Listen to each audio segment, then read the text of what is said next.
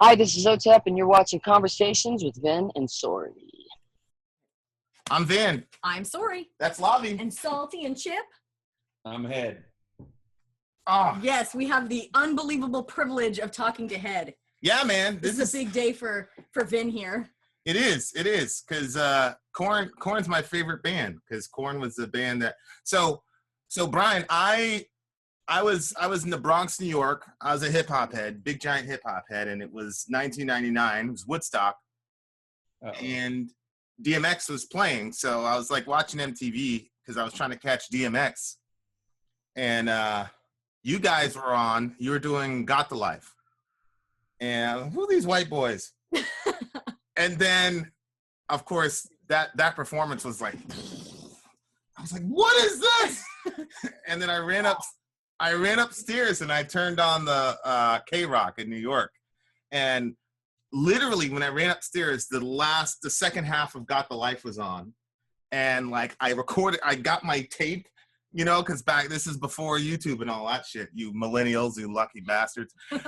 I got a blank tape and I stuffed it in there and I recorded it. And I for, I don't know, like 4 months, I had Got the Life at the end of it. And that's all I had for Korn. Cause like literally everything I had rap and everything else. And so that's how I got into metal was through that little clip on Woodstock. And then that little clip on my tape. What was that like playing Woodstock? How old were you at the time? Well, I got a question. Was MTV playing it live? I'm pretty sure it was. I'm pretty sure it was live. Was it MTV or pay-per-view? You know what? I think you're right. I think it was pay-per-view. Because I think it was pay-per-view. I remember. But so maybe you rented it or something. Who knows? Yeah, I might have rented it because I really wanted to see DMX live. He's awesome. Yeah, it was surreal. Honestly, that was like the biggest show up to that date that we had ever played because of the size of the crowd, but also because there was cameras just flying everywhere. They had those big old boom things where the cameras are, and it was just like such a production. So we were all really nervous. That was our first TV, I think, live TV thing. And so it's like, you mess up, and everyone's going to hear it, like all over the world. And so, but it was fun. Once we plugged in, the show started, it just became fun. And so, yeah. How old were you guys? Late 20s. Yeah.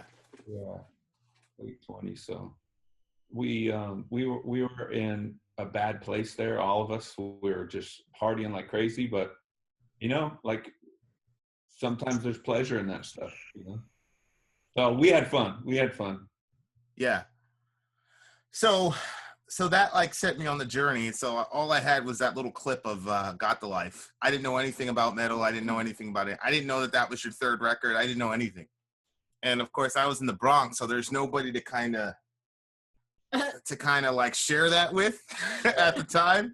So I finally figured out that you guys had an entire record with Follow the Leader. That Follow the Leader was the first record I got, and I went to Virgin Megastore on 14th Street, Manhattan. Wow.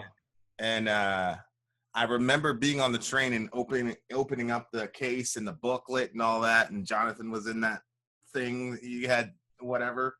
Yeah.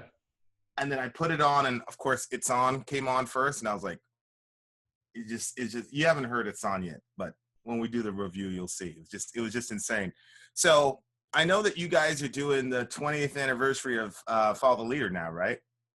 Yeah, we're just kind of doing a little celebration. We're doing some merch, we're doing some shows, and just it was a big time for us. So we're just doing a celebration, and then we're playing most of the record. It's crazy because that was the only record that we had guests on, except for I think Chino was on. Chino from Deftones was on our second record just for fun. But we had multiple guests, and it was like rappers, Ice Cube, Trey from Farside, Fred Durst. And so that was our more where we let hip hop into, as far as like hip hop and rapping and stuff, into our on a record. And so we've never done that. We've always been like a darker band, you know? Yeah. And so yeah, that was the one where we combined hip hop a little bit more. But yeah, we're gonna play most of the songs minus the hip hop songs, just because it's just we don't have rappers in our band. So It's hard. Yeah, I imagine to be hard. Where's Trey now from Farside? Do you even know? no, I think Fieldy was pretty tight with him back in the day, so he probably knows. But you know, he's a great guy, man. I always loved that guy. He's such just a sweet spirited guy, man. Awesome.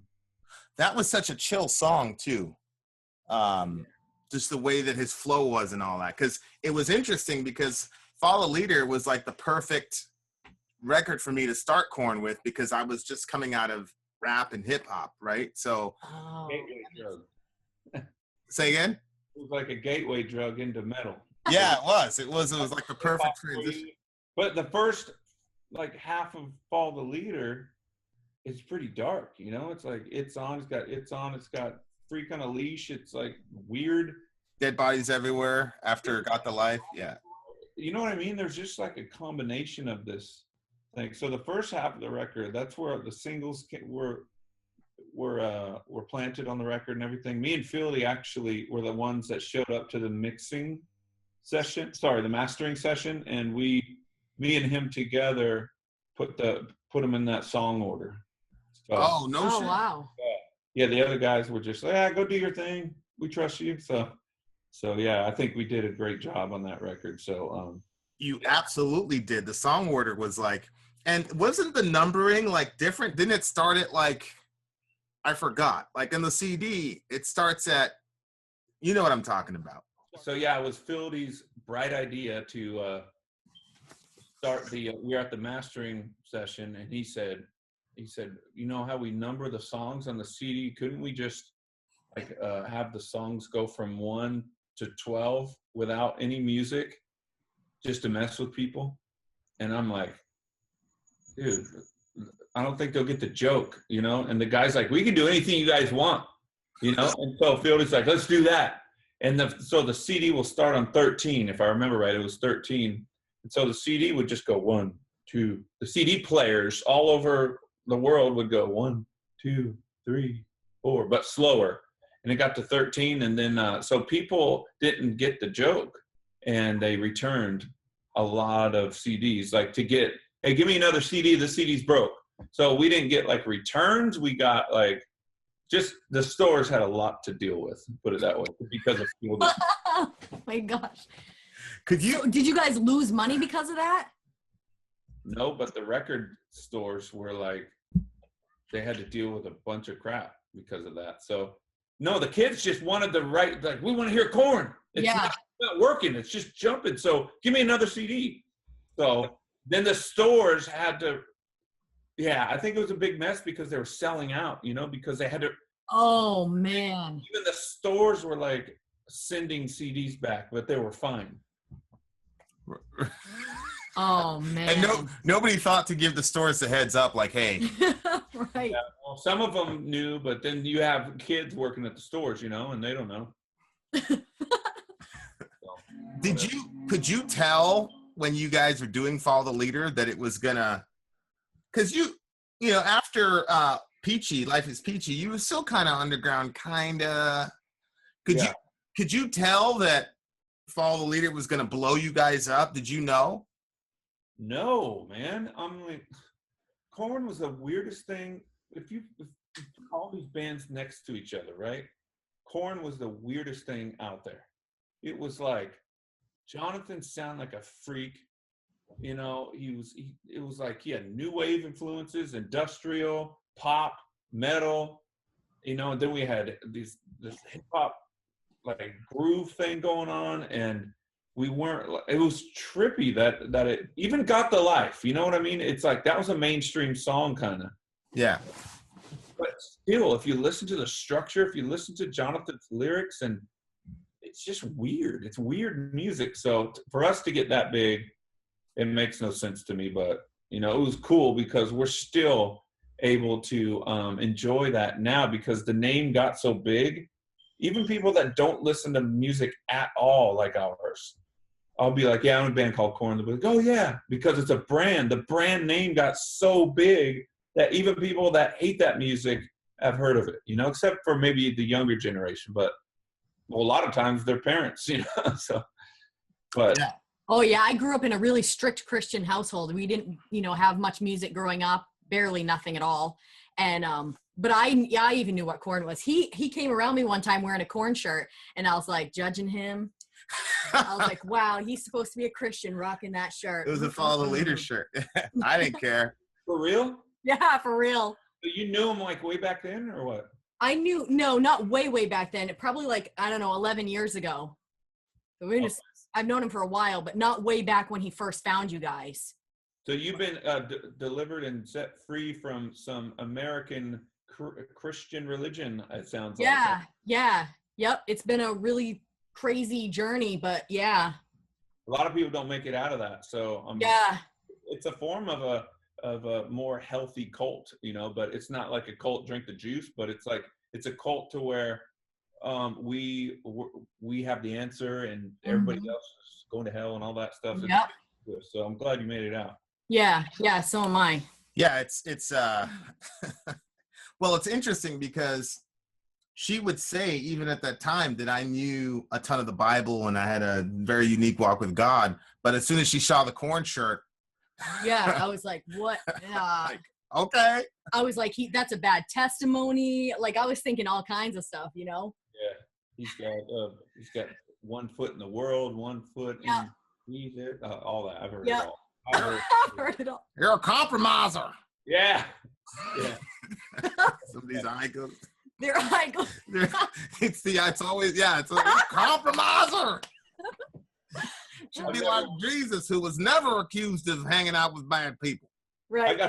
I got a blog on me that's saying that I threatened to choke people, and I did. I was online. I go, I just want to choke these religious Christians so that maybe they could, if they die, I'll just raise them back up from the dead. And I was just joking. So they're like, Brian Welch threatens to choke people to death. And I'm oh my gosh. So it's that 7-string guitar. Yeah. And that devil music. It brought me to No, it. that's what we were told. We were told that, I don't think my parents specifically said it, but people that heavily influenced my parents were saying that certain chords you can't play because it was the devil's music. Like literally they're devil's chords. that 7th string is from Satan! But 7 is God's number. That should have given us a pass. Gold number 7. Oh gosh, I'm glad. I was a little crazy when I first, I had a spiritual awakening that was so real. Someone could have put a gun to my head and said, "You better say Jesus not real." I would have said, "Pull the trigger." Mm-hmm. So it was real, and I did get weird a little bit, but I'm thankful I didn't get that weird, to where. So yeah, but I try to have empathy for them because it's like they're stuck in that. Yeah. Cultish mindset, so I try not to get angry no more. I kind of act like they're not there, and just do my thing. I go and do my thing. My walk with God is personal. I go and do it, and I just try to stay away from that. If I see someone online that's talking, I block them real quick and don't let it affect me. Yeah, as we're growing, it's kind of like understanding about judgmentalism and being like, okay, you just got out of that, so we don't want to judge them for being judgmental, if that makes any sense. And so sometimes somebody will reach out to us because we listen to everything. So sometimes people say, I want you to listen to this black metal band. And if you really listen to some of the stuff that these guys are saying, they're in a lot of pain, wrestling with God a lot. I mean, there's more biblical references to a black metal song than a Christian song, but some of these guys know their Bible better than pastors. And so, right. So it's like, I want to hear what these guys have to say. So inevitably you'll get a Christian that says, how could you do this? You're exposing people to black metal. You're influential, blah, blah, blah. And so initially there was one specific time where I was like, this freaking guy, remember that time we're going to Walmart? I was losing my mind. And I I was just like, you need to talk to him. You know, just hear, you know, when you hear that. And so we got online and did this thing and had a conversation with him.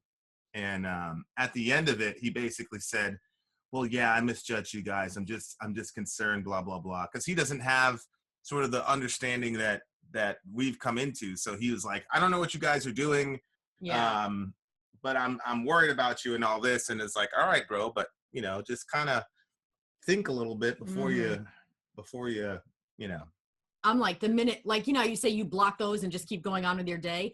I have like more wanting to do that because I'm like, I don't want to deal with this. Like, I don't even want to hear these people. Like, I've heard this judgmental stuff all my life. And I was friggin' living like, you know, when they say preaching to the choir, like I was like living as perfectly as I could. And I was still hearing stuff from people. So I'm like, when I hear it, like it has so much bad, like vibes. I like went to a Bible college and everything. So like, there was always that judgment and it was so strong on me all the time. Like, wasn't even good for my health and stuff.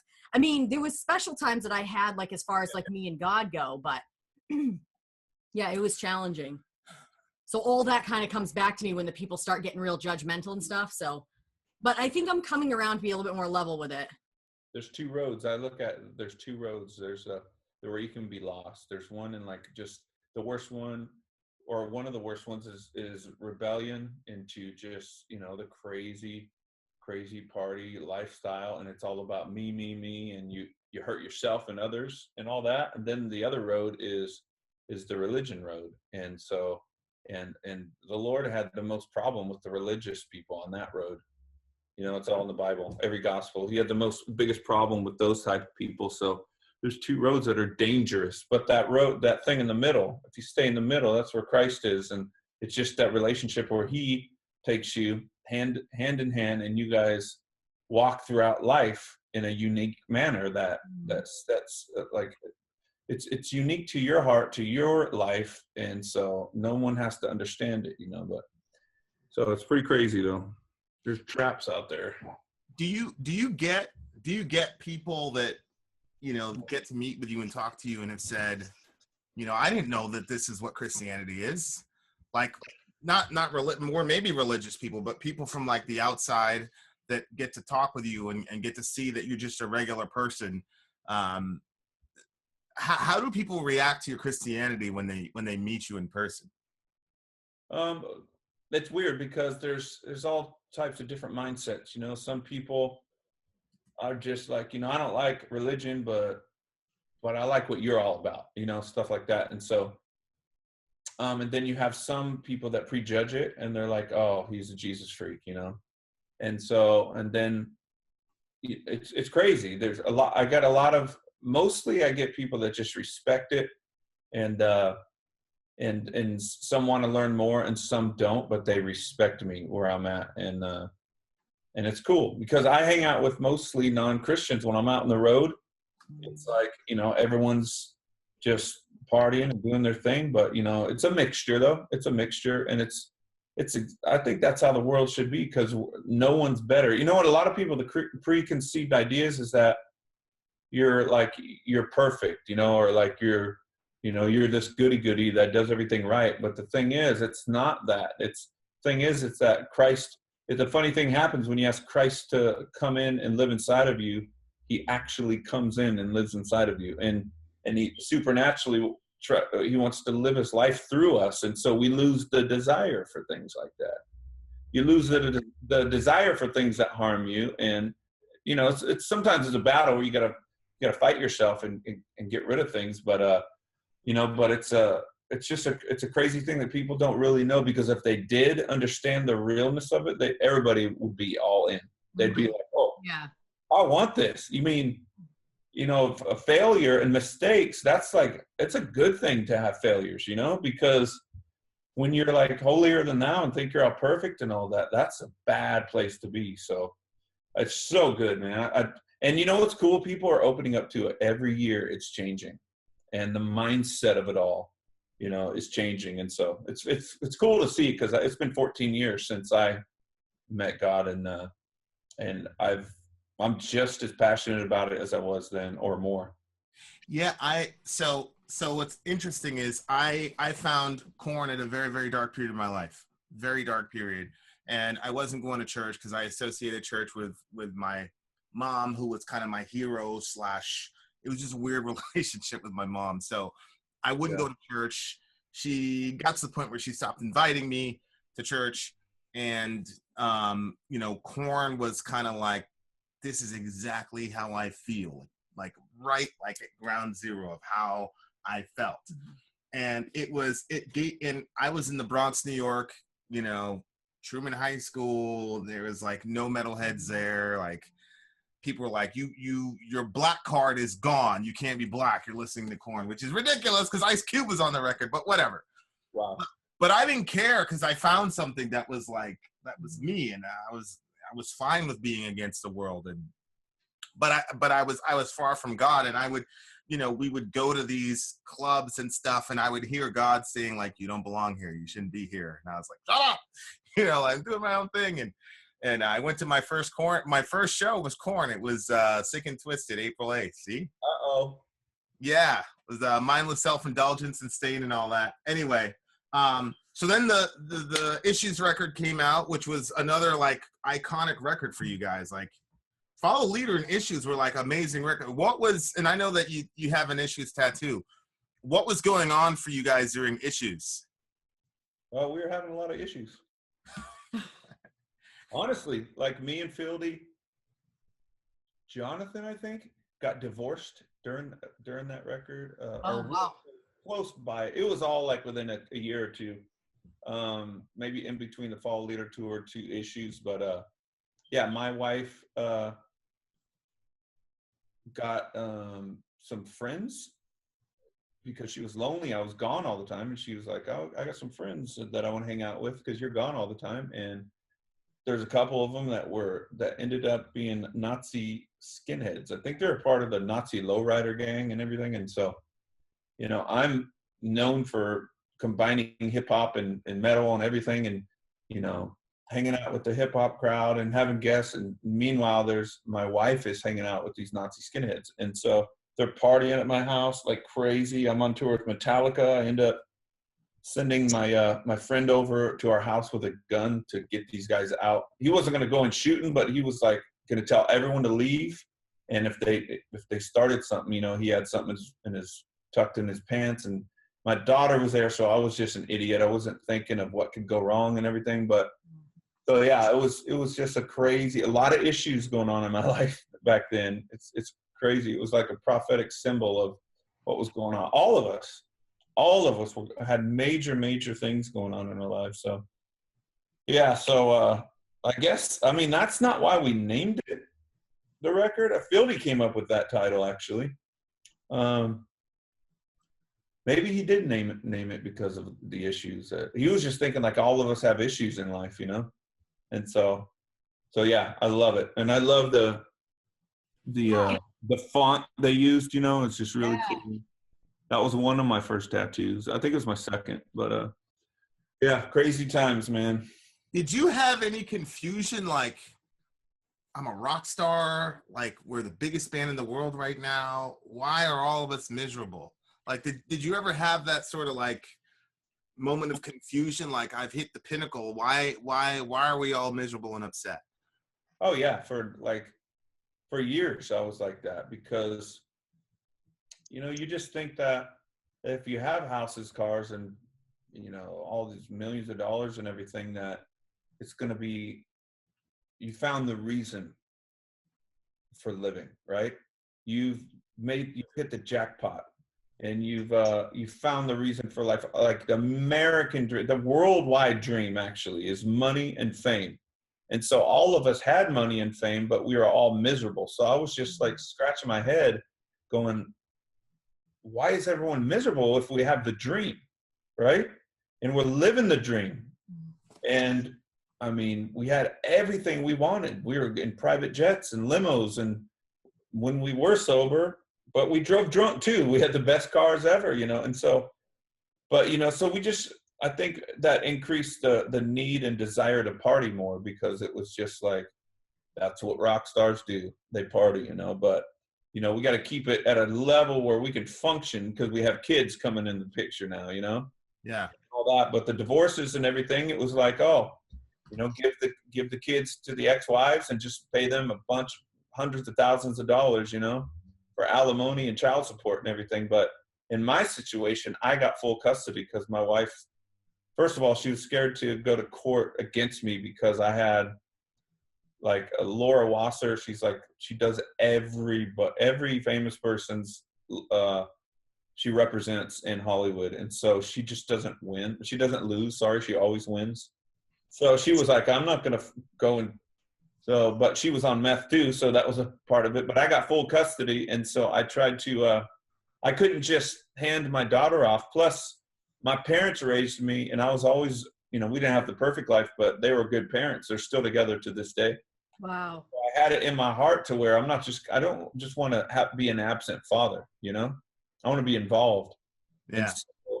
But I didn't expect full custody. But on the other hand, I didn't want to give my daughter to her mom because she was a mess. So I desired to be a full-time father, but I didn't know how I was going to do it. And I needed help, So yeah, I tried to do it with nannies and all that, but then it just got to the point where the drugs took over. That's when I gave up. I was like, I'm going to be high on something every day, all day, or drunk.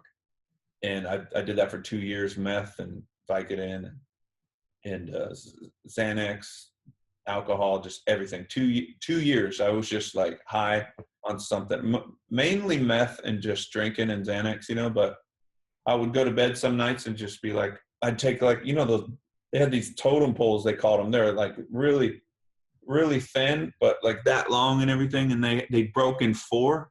I would take the full totem poles, Xanax, after doing like speed all day for 2 to 3 days, actually. And so I would go to sleep. I remember a couple, like, I think the drowning pool guy or a couple others died from mixing uppers and downers. I think River Phoenix went like that. So I would go to sleep some nights when the Xanax would kick in. I would just be like, I hope I don't wake up tomorrow. I hope that I'm like one of those people to where, the heart, because I was tired, man. I was tired and the dream didn't make sense. And so that was the end of when I was coming to, I got invited to church and then had an encounter at home, actually, outside of the church, because I realized and learned that God lives in the human heart and not the building. So, yeah. The last live show, I was right in the front row, and I positioned myself to where you are because I know where you guys are, right? So, what year? It was 2000. It was at the Pepsi Arena in New York. It was right before you left. And you didn't look very happy, and I think you were sick at the time because you kept blowing your nose. I've got a pretty putting stuff up my nose every day, so I had a pretty accurate memory. But you looked really. I turned to my friend at the time, and I was like, "He looks dead." But you were the favorite person in the band to me. You're the reason I ended up getting guitars and all that. So like. Really? Yeah. Oh yeah. Yeah. I didn't know. I never knew what it was. I didn't know why I was so drawn to you because Jonathan's lyrics were always like boom, like right in the soul. But there was just something about you on Woodstock. Anyway, I don't want to be weird. But it probably was because I asked Christ into my heart in when I was 12 years old in 1982, but I didn't live it out. And so I think it was a drawing to me that was because you grew up Christian, even though you were walking away, God never left you because he can't leave. Right. He calls us his body. He can't leave his own body, So wherever you were, he was. And he was probably just like drawing you to me. And you know what I mean? It's crazy to think back now that we're here today. Yeah. Back and think back. Who knows what was going on? It was mind-blowing. Well, I remember praying for you. I was praying for you in the show. Really? Yeah. That's cool. Because like I loved you, and I didn't know I don't want to talk about it because I'm usually, but like I remember. So I've had 2 major events in my life because I was a miracle baby. I was supposed to die. They went to the church, they prayed over me and stuff, and my issues cleared up like the next day. They took me so they had the pastor pray over me, And then they took me the next day to the doctor, and everything cleared up. And they said, well, he's okay. He's never going to have kids, but other than that, he's going to live. And so the craziest moment of my life was when I got the news that we were pregnant for the first time, because obviously I wasn't supposed to have any kids. And so when I heard that we were pregnant and it was confirmed, I lost, like, it was crazy to me. So that was the craziest moment of my life. The second craziest moment in my life, I used to go on Korn.com every single day. So I log into Korn.com and I see this thing, Brian has left the band to pursue his relationship with Jesus Christ. And I was like, you're like, Lord, I take that prayer back. Homie left my band. No. Well, the first thing was, shit, Brian left. Why would he leave? And then it was to pursue his relationship with Christ. And I was just like, I was running, literally like running up and down the hall, like yelling and screaming. I was so happy because I just remember like seeing you that last, year or so. And I was just really, really worried or something was happening. I just kept praying. And then that happened. And I was like, oh my God, I can't believe it. And I remember going to this chat room because I was in this religious chat room with James White. And I just typed in, oh my God, oh my God, oh my God, oh my God. And all the religious people were like, you can't use the Lord's name in vain. I'm like, it's not in vain. I'm telling you, like. This is good, oh my God. Yeah, like I couldn't, like, you have no idea. It was like the literally like the second, third greatest moment of my life. And then you got a little weird. I'm not gonna lie. Yep. What do you mean? Well, hey, meth. It's a hell of a drug. You get off. Okay, I'm coming off of methamphetamines, right? And I literally, like, it was so real because even the church people were telling me I was getting weird.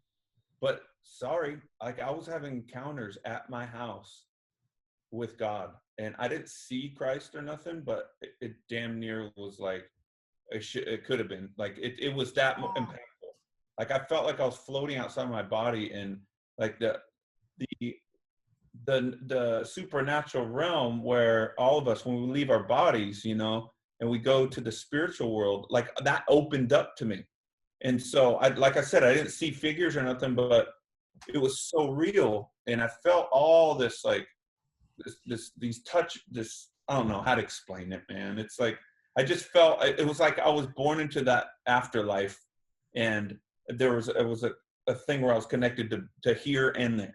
And so, yeah, I got a little weird. And plus my brain cells were mush because I did ice. It wasn't just speed or crank. It was ice. It was like that. The nastiest drug ever. So I got a little weird. And I laugh at myself. If you can't laugh at yourself, then it's sad. But yeah, I got pretty weird. So you were like, yeah, he got vanity virgin. Then you're like, oh my gosh, homeboy's making a fool out of himself. No, I was like, you know what? Okay. He's getting baptized in the Jordan River. He looked like Jesus. He did. And then he wrote a couple songs to a couple artists that could have killed him. Oh yeah.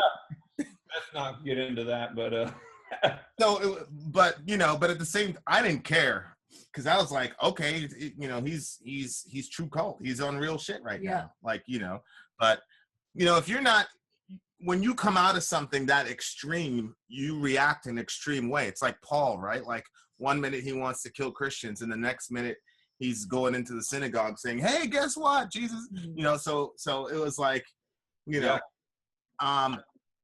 and then it was around that same time that Dimebag was killed. And that freaking broke me, man. Yeah, it was just it was a transitionary time in metal, really. Like, with you, it was monumental, and then Dime. So, like, what went into you making that record, the Love and Death record? Because to me, that's actually a classic for the genre that, like, because of your relationship to Korn, probably doesn't get as much recognition as it should. But to me, that record is like a classic nu metal record. So what was going on with the Love and Death record? I just wanted to do everything that I loved about music. And it seemed like that's when Korn was going off and doing the electronic things, you know, and just trying to find new things. And I love that they tried that. But to me, it was like Korn was so,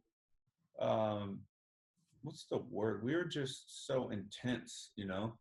And in the beginning, it was just like brutal. Korn was brutal. And so I was like, even before I left, I felt like that we lost that brutalness, you know, and it was becoming more of what's the new thing? Let's keep up. Let's be ahead of the, you know, but it just became soft to me, you know, like we did the Word Up song and things like that. And so I was just like, this isn't really like when Korn would always play, it was always this aggression thing, you know? And so some of these other songs that were coming out were just, to me, it was like hard, and I wasn't feeling it, you know, the passion. And so, yeah, Love and Death, it didn't, you know, obviously it didn't do nothing near what Korn did, but we're on a smaller label. I'm not a singer. I'm just like, I'm a guitar player, and I can, if I try real hard, I can get some good vocals out of it and everything. And so yeah, I just wanted to do a record, and I wanted to make it heavy, and I wanted to make it grooving, and I didn't care if that was not popular anymore. The new metal things going out, I don't care. I love melody, I love groove, and so, you know, my vocals, there's a lot of effects on my vocals because I'm not a natural singer like Jonathan, you know. I'm a guitar player who, like, if you work hard at the vocals and put the right effects, I can sound decent, you know. That was the thing. So that's all. I just want to have some fun. But the funny thing is, when that record came out in 2013 is when, or 2012, I forget, that's when Korn asked me to come back. So it was just I don't know. I did my solo record first, the Brian Head Welch thing it's called. And so yeah, but so that was it. I was just trying to do what was in my heart for music, you know. I was just trying to make some cool songs. Yeah, it felt like I was like, this is like old school, like Korn, like blah, you know, for 3.5 minutes. That's what I wanted to do, man. Oh, I just wanted the aggression, you know, in there. But that's cool because now I've been back in Korn for 5 years, and just like that last record we put out with Rotting in Vain and everything, all of it's back. And so yeah, I want to feel something, man. I don't want to make a song that's good on radio and then have to play it for the next 20 years. Right. And feel something, right? I don't care if it goes number 30 or number 1. Like, I want to feel it. And so the other guys are like that too. And me and James, you know, Monkey, we're back together, and he's the same way. He's like, look, we're back together. We need to we need to have the guitars just banging, and so we can feel it, you know? Yeah. So, but I'm glad because I was really happy for them when they did the Skrillex thing because, dude, those songs are just so unique. Like, especially Get Up and Narcissistic and everything. So I'm glad they went off and tried all that stuff because they gained some cool just experience by going that way. And some of it divided the fans in half, I think. But you know, you can't just put the same record out every damn time. You know, you gotta. People are, when you're an artist or just when you're a human being, you got to go with the flow on the journey and go with what you're feeling, you know. Yeah. And not everyone's gonna like it, you know, but you got to be true to yourself. So it led us back here at this moment. Yeah. Which is a place. Well, it's just crazy how intersections work, to looking for DMX to finding you guys, and then now we're here talking to each other. It's ridiculous. You got to come. Where you guys live again now? We're in Maine right now. You guys got to come. I want to meet you. I want to give you a big old hug, man. And, so next time we're that way, let's connect. Yeah. Sure. We'll keep in touch for sure, bro. So it's kind of like, so you have your experience with God. Yeah, it might have been a little weird, but it's a special time. Do you ever like feel like, because we had the opportunity last year to run in, to make a lot of new Christians, and like some of them were coming out of drugs, some of them were coming out of sex trafficking, crazy, terrible shit, but they were having some really intense experiences with God. And I think that happens because, you know, when you're coming out of something that extreme, you need kind of something like in the opposite side. Do you ever, and I remember them like wishing they could go back there and Yeah. have that initial experience again. And I'm like, well, you've grown a little bit now, so it's a little bit different. Mhm. Do you ever sit back and wish you could go back there and have that initial meeting with God again, or the experiences are different now for you? If that makes any sense. Well, here's the thing. This is my experience to where I had those encounters with God, and it got me out of my addiction and out of my rut in life about, well, what's life all about? The fame and the money didn't work, all that. So I had those encounters, but what happened was my addiction turned to him, and I wanted those to happen all the time, like all the time. And so I went after it, and I hungered for years. And I went after that because if I want this, God has to be real to me, or I won't be a Christian. It's got to be real. And yes, I was weird with it, but I still have a healthy obsession and a healthy addiction to want to encounter him and feel his presence and everything. And so just today I was driving my car, I have this music on, and it's instrumental, and it's music that I found on YouTube. It's like meditation type of music where there's no lyrics, and I feel that I can connect with God easy on it. And so I do that every day, because that's the meaning of life to me. Jesus said that to know God is eternal life. Right. And so I don't have to wait till I die to experience some of the after eternal life. I can experience it now because to know him is eternal life. And so that's what I go after. So I wish I could go back and change some of the weirdness of what happened. You said, you asked if I would want to go back. So I would change some of the weirdness, but as far as encountering him, no, because I have better ones now that are more meaningful and filled with more wisdom now, and here's where the mistake a lot of people make. They have these encounters, and what it is, God, like, he'll show himself to you in order to, like, say, come towards me, follow me now. And then people just take that to where, like, they have the encounters and then they go and then they just live their lives kind of like the same, but he really wants us to hunger and thirst for him, because that desire in us pulls him towards us.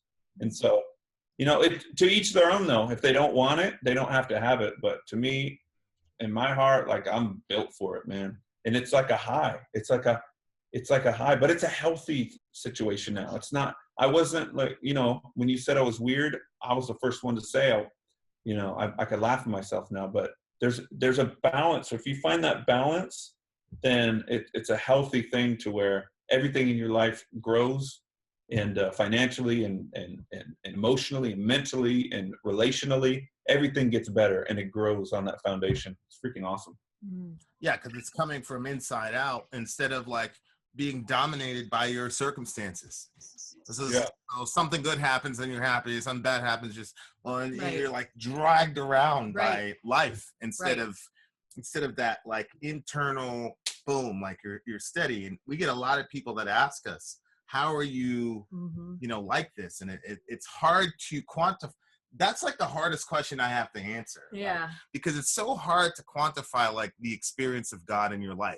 It's like Christ is in me, and it's very hard. But so now I'm just gonna say, well, it's just Christ in me, and he's walking with me, and he's living with me. But it's hard to explain it in a way that people will understand without it sounding so weird that they're like, what? Yeah.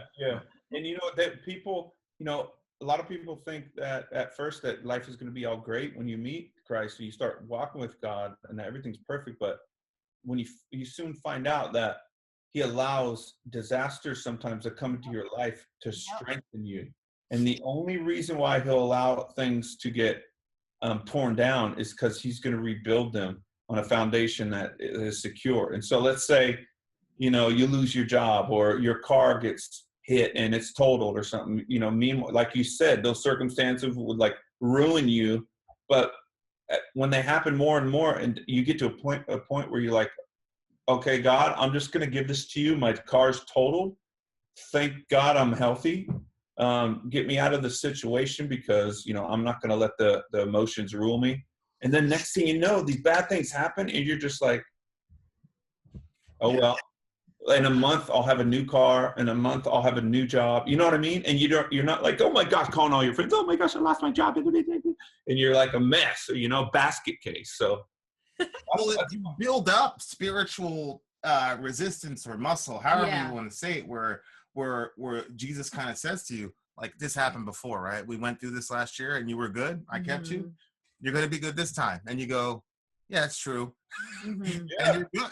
It's hard, but it's very hard to explain. If people like, you're talking to someone.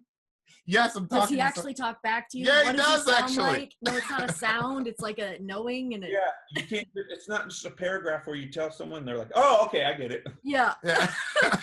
Personal, but it's you know, there was a Christ, that Jesus Christ, who walked the earth and did it, went to the cross and all that. Yeah. There's a mystical Christ where Christ is in you. Like, I see you two right now, but you no longer live. Christ lives in you.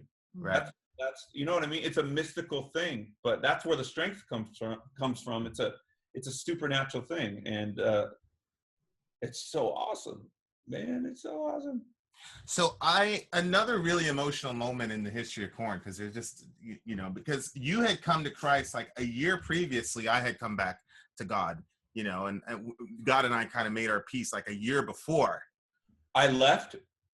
So when you the last show that I did, the last show that, oh yeah, I was on stage. The last show that I saw you at, where you were all, and I was at that time praying, like I hadn't like fully come back to God yet, but I loved you, so I was like, well, I'll pray for Brian.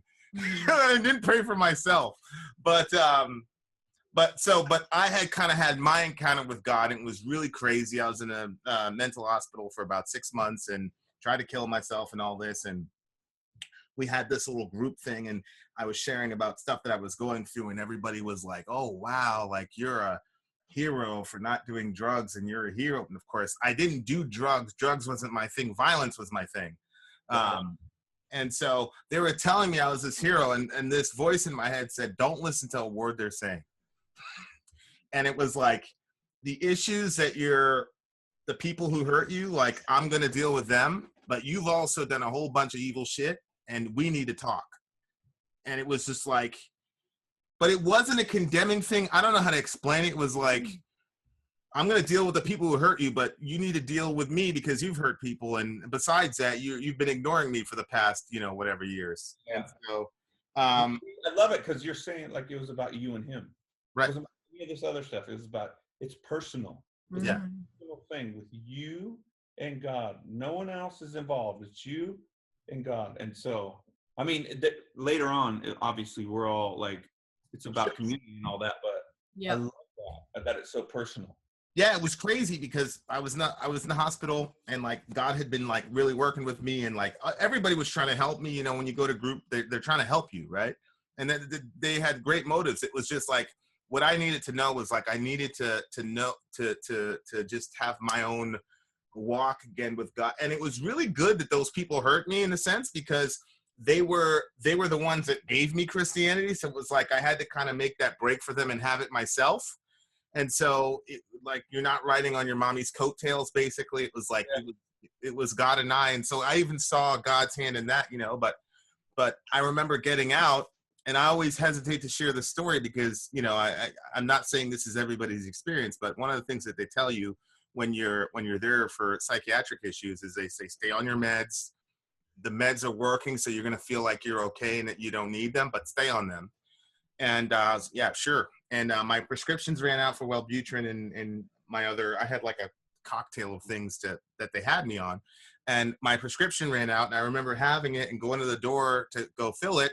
And I just heard, you don't need those. And I was like, well, they told me this would happen. You know what I mean? Because I was there for 6 months. So you'd see people leave and come back, and it was always they got off their meds. Mm-hmm. And that was 2000, I don't even know. But anyway, I said, okay. And I didn't fill them, and I haven't since. And I've been good, you know. Not to say that you don't struggle, but I've never had to use them again. But it was just, and it was crazy because it was like a recipe for disaster, because I was by myself. They set me up with an apartment because I couldn't go back and live where I was living. so I was by myself, and all I had was my Bible and my Christian radio, and it was just every single day. That's all I did was just I read my Bible. My mom sent me a couple books and such, and that's all I did. And it like ever since then I've been like, okay, boom, you know. But I had this like long encounter with God like every single day, and it changed everything. And so like, you know, and then the next year you came to Christ. So it's like the timelines is like stacked. Man. Did you get weird like me as far as, I know you didn't get weird like me, but did you stop listening to certain music for a while? Oh yeah. It? Oh, I did. When you didn't see this part of me, but I completely cut metal. I stopped playing my guitar. You stopped playing? Yeah, I stopped playing. That's why I suck now. Wow. But yeah, and I did, and I was just reading, and it was weird because I'd always hear like God. I clearly heard God say, "You don't need your meds," right? There are other things where I clearly heard God say X, Y, and Z. He never really told me not to play my guitar. He never told me that, you know? Huh? Right. I mean, yeah, sometimes we get a little religious ourselves, you know? For sure. It's a thing where I think sometimes he does draw us to put idols down, you know, things that we worshipped for so long. He's not saying to put them away forever, but Right. He's like, hey, come away with me. Mm-hmm. And let's develop and get deeper intimacy. And then when you go back, those things won't have a hold of you anymore.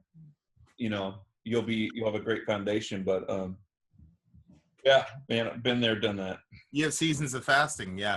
So then the next thing I saw was it you know, how emotional Jonathan was that first time that you came back to play blind. Yeah, right. He was super emotional. What was going? I showed you that. You showed it to me, yeah. You were crying like a big baby. She cries over everything. It's My not dad cried too. He did? Because he knew, like, Fieldy, my dad ran into Fieldy's truck when he was 15. So it was like, I have history with these dudes, you know?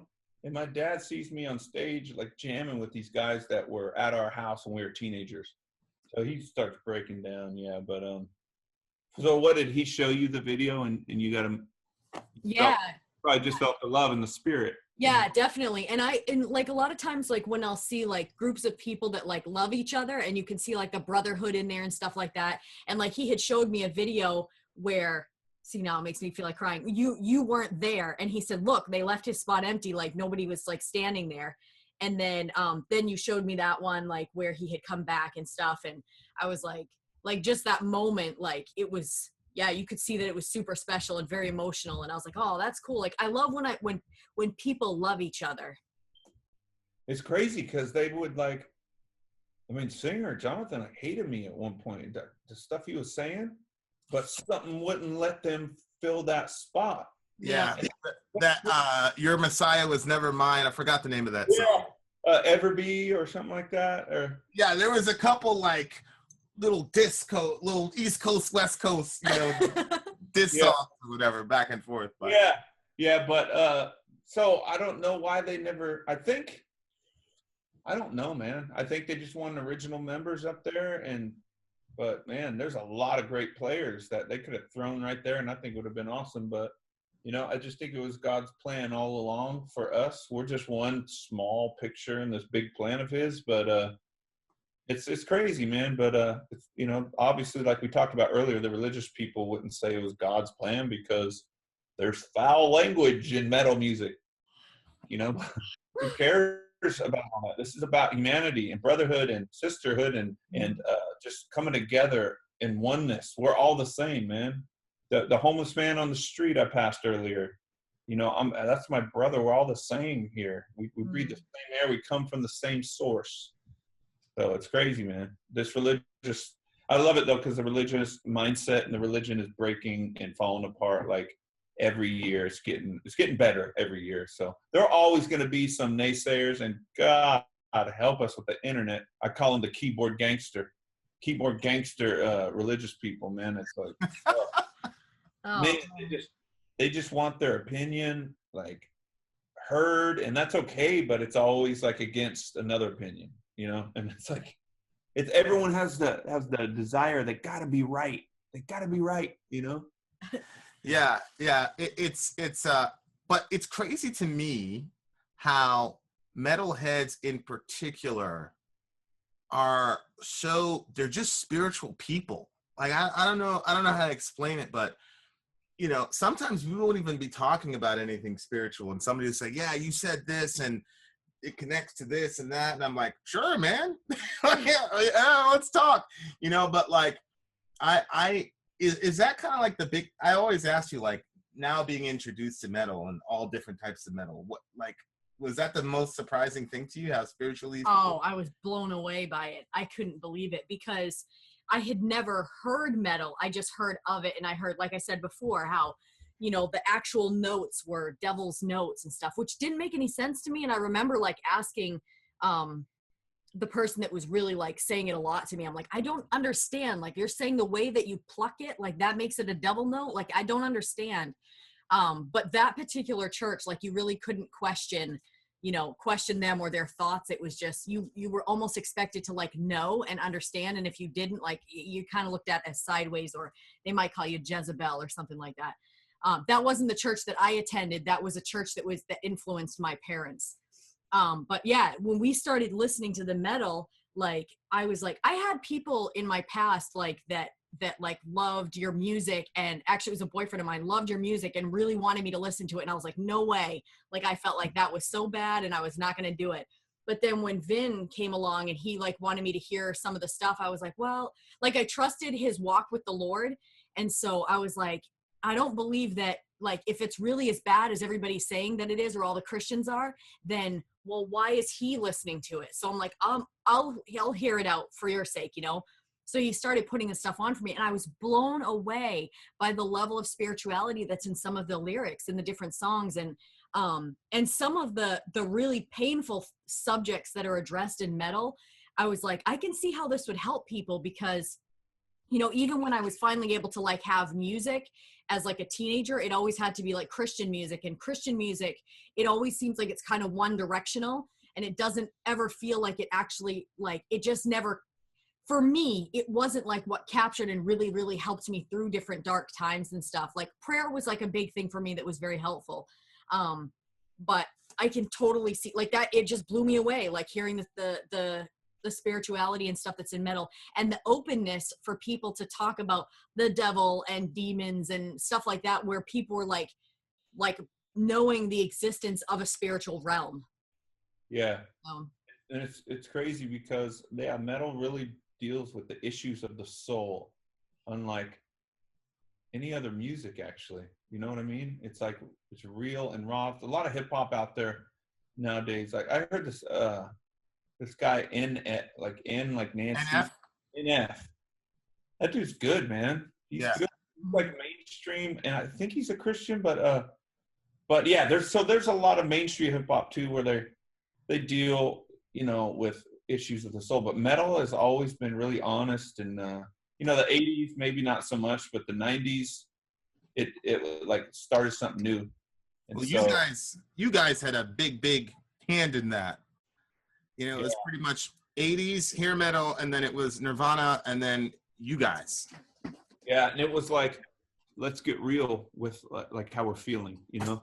Jonathan was a huge thing with that, and so I always give him so much props, because he was, you know, now everyone's talking about how they feel and everything, and so, but he was one of the first to just open up his soul and say, this is me, this is what I'm feeling, and I don't care who knows the intimate feelings that I'm going through right now, good, bad, and ugly.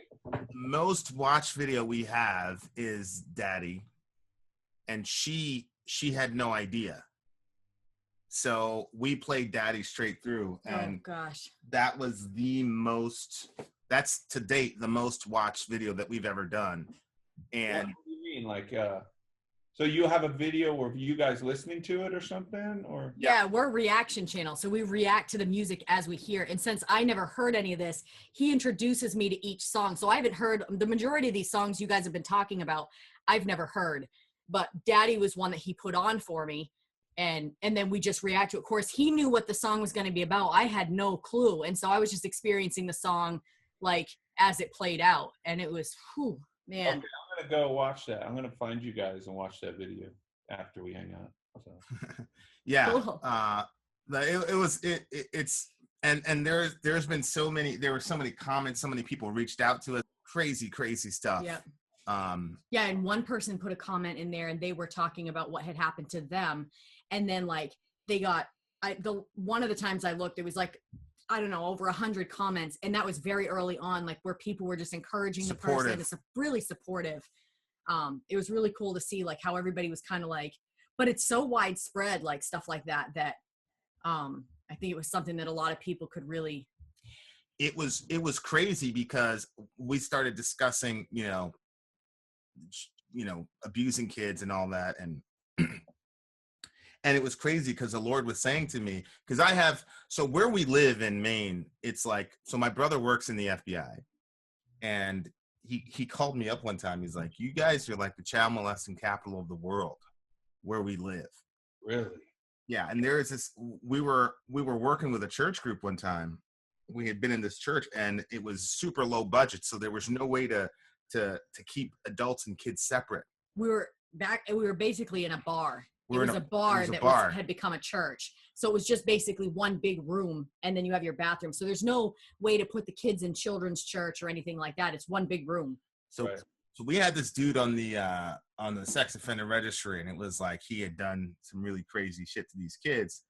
And so basically they said to him, look, you just can't be here, man. But we will do church with you, like, church doesn't have to be a building. We'll do church everywhere else. We just got to make sure we got to protect these kids. Because you got to understand, like, the parents of a lot of these kids would sell them to child molesters for drugs. I mean, it was crazy. Yeah, dude. Like, no joke. A lot of them. And they said a lot of them, as they got older, would tell us, my mom did this, my dad did this. I'm like, oh my gosh. Yeah. It's no joke, because there's heroin over here like crazy. People are dying like crazy. So, so this dude is outside of our building, right? And like long story short, he found another church and they found him behind with one of the little girls. He hadn't done anything supposedly yet, but it was still like, okay, well, that's why he needs to be separated from the kids.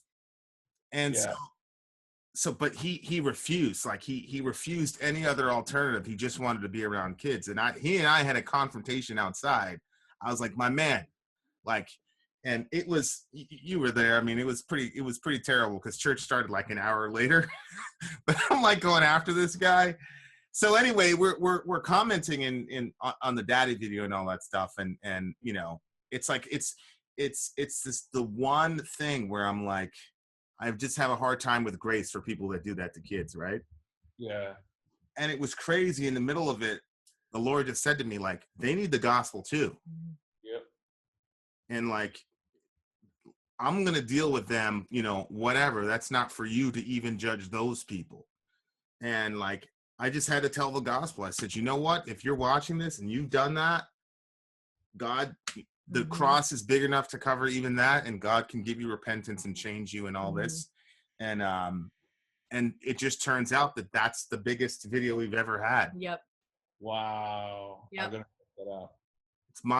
It's mind blowing. It's how God works with everything. And I know it's crazy too, because Vin used to say like years ago, he's like, oh, like God is going to use your tears. Cause like anything that has to do with like God and him moving on people's hearts and like, you guys, all that stuff, like it just moves me. And then I always get emotional.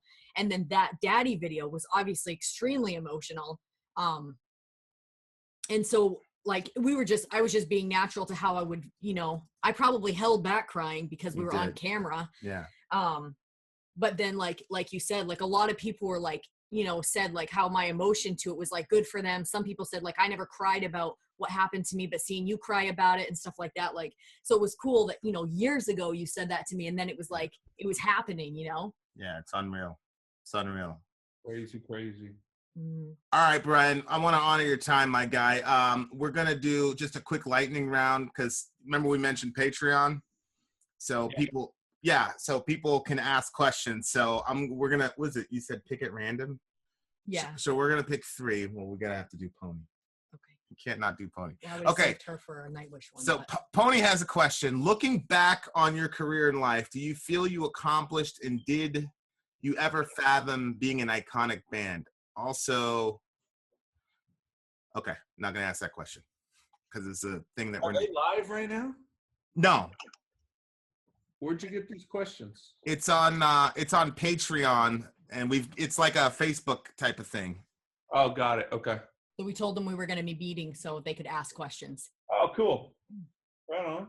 So Pony wants to know, do you feel you accomplished everything you ever wanted, and how do you feel being an icon? Oh my gosh, it's crazy. Some of the probably most of the other guys, minus Monkey, probably. They had this belief that we were going to be bigger than life. I didn't. I was like, we're too weird, and like we're not going to be not bigger than life, but you know what I mean, bigger than like most bands. Yeah. And so I wasn't like that. I was like, we're weird, we're dark. You know how much it's just not mainstream sounding. So the iconic thing is just it's pretty cool to have that legacy, you know, and that reputation that we started that. And new metal, as you know, new metal sometimes has it's controversial because people hate it or they love it, you know. And so yeah, I think, I mean, the music that's coming out in the last 10 years, you know, there's Five Finger Death Punch and all these other bands that Breaking Ben and Shinedown and all this. I think Korn fits in great with them, you know. It's just a different style of rock music. And so anyway, so I'm thankful for it, and as far as I've achieved a lot in my life, a lot more than I would have thought, and but I feel like I'm not done yet. You know, I just want to share. I want people to open up to God and not shove him away because of religious idiots. And so that's my purpose in life, and I got a lot more music to create, and who knows what else. So I'm thankful for what I've been able to do, but I'm still very passionate about the future. Yep. Okay, pick one. Well, one person asked if you could go see any band, VIP passes, dead or alive, which one would you want to go? Well, to that person, that's an amazing question. I know. I wish I had. That's Where was his Adonijah. name? Okay. I guess, like, you know, Led Zeppelin, like just right there in the like when they were just huge. Yeah. Front row, you know, with all the smelly hippies. I just wish. You know what's funny? He What? says this is supposed to be either super enlightening and surprising or hilarious. All right. Well, hilarious a little bit. Both. It was both. Yeah. Both. Yep. Has always been my favorite band, so I'd love to sit and watch Rage again.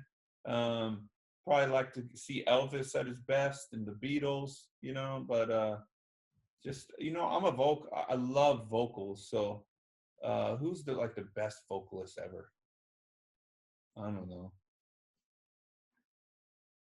I'd like to go watch a bunch of like Frank Sinatra back in the day, and just, you know what I mean? And some of these like Yeah, I love Frank. some of these R&B, like Aretha Franklin at her top, you know, right in her prime, you know? Yeah. Stuff like that. You know, I could go on all day, I think. Yeah. Jacob Johnson asks, what is your opinion on black metal, history, style, and bands that stick out?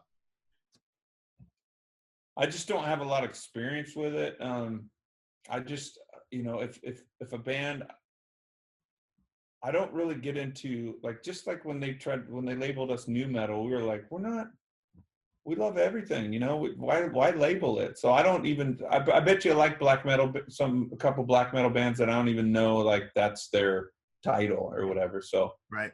I just, if I like a band, I like a band. And so yeah, that's it. Sorry, boring answer. No, it's not. What's your So I remember watching Who Then Now. That was like the first like documentary thing with you guys. Yeah. I think Jonathan, and they had the little blurbs on everybody. Mhm. And Jonathan said that you were the highest talent in the band.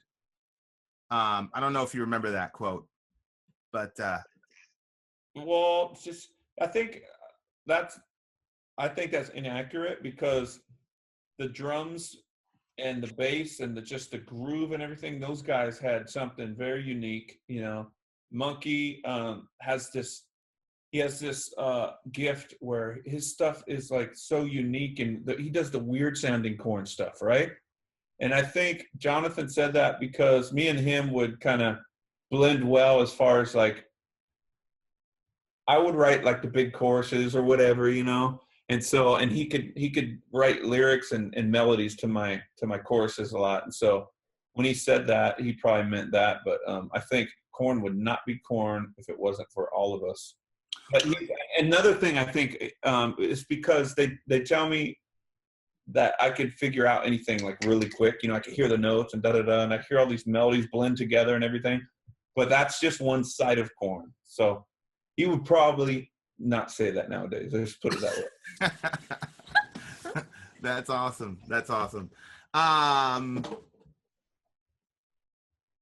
think that's it. Yeah. I think that's the end of the interview. Wait, I have one question. Oh, okay. Sori has an interview. Oh, no, it's not an interview question. Oh, I should ask it after. I want to know where you get that blanket because I want one too. Oh, this? Yeah. I forget. I got it like 20 years ago, man. Oh, are you serious? There's no tag on it? But this one's awesome. Nope, that's not even close. That other one is so fluffy. It's sheepskin. Just go get a sheep. Look at It is sheepskin? I knew it. My friend had one of those. Yeah, it's just it's one of those. They sell them at the fairs or whatever. Yep. I forget where I got it, but you can get it anywhere. That looks mad comfortable. I know. She had one and it was so soft. Ooh. So, my friend Lisa, some guy had gotten it for her, and then she ended up not wanting to date him. And so I'm like, I asked her, I'm like, where's that thing? She's like, oh, I got rid of it because I'm not with that guy. I'm like, shoot, you should have given it to me. Look, just Amazon it like everything else. Yeah. But then how can I do that and possibly go, try vegetarian or something? You can't do that.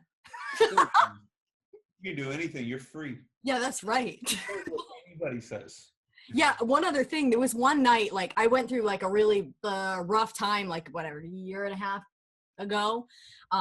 Very, very difficult time, very like suicidal, and it was a really rough point. And the church wasn't very helpful to me at the time.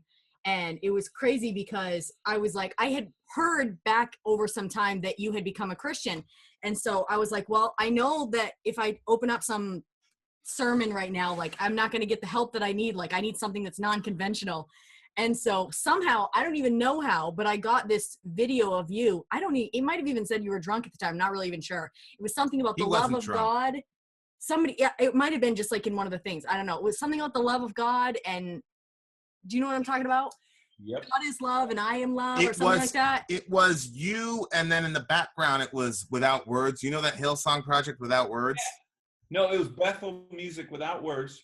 And so, okay, this is what happened. When I went back to Korn, I started having these experiences with God's love through his spirit. I just felt it so like it was heavy on me, and it was just so tangible and so real. And so I made a video. I was like, man, I feel like I'm love drunk. I'm just filled with this divine. Okay. Yeah. So that's what it was. Yeah. And you were so calm. I just remember there was like a lot of white behind your head, and like your dreads were on the white, and you were just like talking, and like I was like on 10, like I needed help. And then like it like brought me down, and then I was kind of like, then it was kind of like a me and God sort of moment. So it was really cool, like that, Yeah. It was very helpful. Oh, that's awesome, man. I look back at it, and I was like, man, I was a little bit like drunk because I wouldn't do that today, but I was just like filming myself going, man, this is how much God, because I just had all these crazy revelations, And so, yeah, well, I'm glad it could help you. I got a lot of feedback from that, mostly good, because, it just goes back to what I said earlier. God is real. He's got to be real to me, or I'm not, but it's too late. He's so real that I'll never go back. Even if I couldn't feel his presence for like 5 years or whatever, God forbid, please don't let it happen ever. But that happened, I'd be like, it's too late. I've already experienced too much. Like, Right. I would just be pissed off at him and be like, you suck. Yeah. Where are you? Come on. Like David, that's what you see in the Psalms, right? Like, Yeah. oh, everything's great. I love you. Hey, where'd you go? Where'd you go? Right. Yeah, exactly. I might not say you suck, but in different languages or different words. What? Different languages? That'd be awesome. Sorry, Doug. Sorry, I'm ADD. Sorry. I speak in other languages to God. Oh, I do too, actually. But I mean, I don't speak French or. No, Yeah. neither. You speak some French? I don't speak any French. My parents never taught that to me. Anyway. I think I speak in the tongues of angels. But, yeah, I do too. Watch all. All right, my guy. Thank you so much. Thank you for being so generous with your time. It's unbelievable. Well, this is fun stuff to talk about. So yeah, I appreciate you guys, and let's do it again, like we talked about. And I'm gonna go check your stuff out now. Now you got me all curious. So love you all. Yeah, my guy. We'll communicate with Norm when it's time to do the video. Okay, cool. And then please contact us, because when I get on your side or anywhere within a couple hours and you guys can come on out, I want to meet you face to face. So let's do it. Wow, that's so cool. Thank you for that. Yeah. When are you guys going on tour? We got to finish a record first, and we've had a lot of things happen this year, so we're trying to probably next summer. Okay. But this is the biggest break Korn has taken since Untouchables record. Wow. Right? It's crazy. I'm so glad. Untouchables. Yeah. That's the fifth record. From the that's distance, the fifth record. From the distance, it looked like that was the one spot on your arm that didn't have a tattoo yet. But now it's because it's pink. It's pink. I got you. Well, you guys don't get all stuck up when you get rich and famous from your YouTube channel.